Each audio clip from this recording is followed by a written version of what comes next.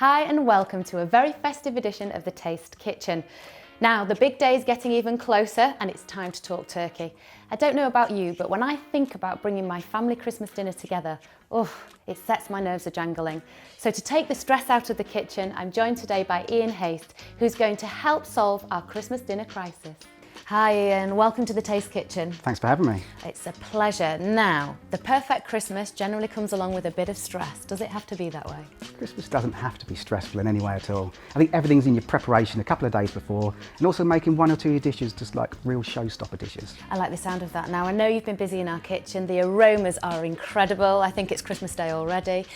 You cooked up a storm for us in there. Have you got some hints and tips too? Let's get in the kitchen. I've got lots of tips. Wow, this looks amazing. It's as though it's Christmas Day already. What a great turkey. However, we're not talking about the turkey today because Simon would beat us to it. If you want to know how to cook a good turkey, check out his recent episode. We are talking about the garnishes though, aren't we? Where shall we start? With things like turkey, you want to try and get as much flavour through that bird as possible. Yeah. So we're using a bunch of herbs, pop it inside the meat, and it's going to infuse it from the inside out. Secondly, with things like stuffings, rather than stuffing it inside the bird, which means you've got a dense lump there, it means it's going to not distribute the heat perfectly across. So you cook the stuffing away, and then back to what I said earlier about preparation, cook the stuffing a couple of days before, prep it up, and it can go straight in the oven. Yeah, I like the sound of that. I'm feeling de-stressed already. Yummy, yummy. What's this? Right, so this is like standard cauliflower broccoli cheese with a little bit of a twist. So what we put through there is a little bit of whole grain mustard. And then with the cheeses, we're using mozzarella and we're using a mature cheddar, which means you get that stringiness of the cheese inside and you get a lovely little crusty top on top. Oh, I get that. That's a showstopper if I've ever seen one, isn't it? Yeah. Roast potatoes. What have you done with yours?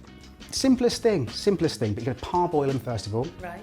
Drain off the water, a little bit of salt, a little bit of whatever herb you want to use. We're using rosemary, crushed garlic or whole garlics. Ruffle it around the pan until you get a lovely little sort of softy sort of edge to it. And when you put it into hot oil, it will crisp up and you get a lovely little crisp edge there. What about flavouring those? Do you do anything with that? For those, not really. No, it's just pretty much your rosemary and your garlic itself. Oh, right, fab. Okay. Now, there looks like there's something special gone on with these carrots. How have you done yours? Special but easy. So if you think of carrots, what do they like flavour-wise? What works well? Carrots love orange. So we go pre-do butters. When I say pre-do butters, you can put them in the freezer. You can infuse that butter with whatever flavour you want. So for this one, we're using orange and we're using a little bit of white wine. Wrap it up, put it in the freezer, and then slice a section off whenever you need it. Oh, great. So I take it that's what that is there then. Exactly that. And have you got any other tips on butters? Yeah, if you want to use it, for instance, like an ice cube tray, you put different flavours in each one, knock them out, put them into individual bags, back in the freezer again, and you've always got your herb flavours on tap. Thank you for coming in today. Some great tips.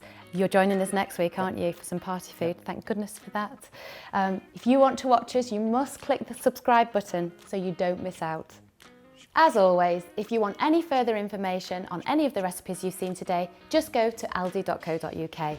And why not join in the festive fun and share your hints and tips at Aldi UK on Facebook and Twitter. Wishing you a very Merry Christmas.